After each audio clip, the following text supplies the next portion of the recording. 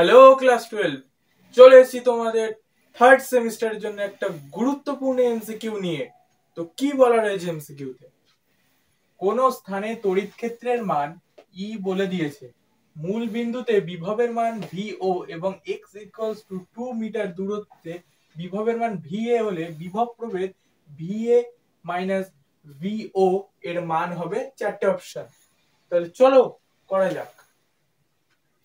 তাহলে আমরা জানি E vector equals to minus dv by dx I cap।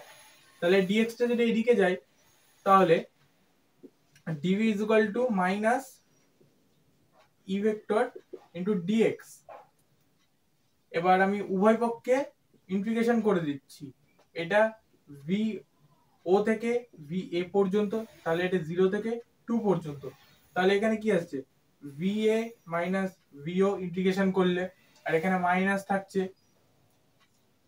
ই বলে দিয়েছে আমাদের কাছে কত 30, 0 থেকে 2 30 x স্কয়ার dx। তাহলে এটা বাইরে নিয়ে চলে আসলাম, -30 হয়ে গেল।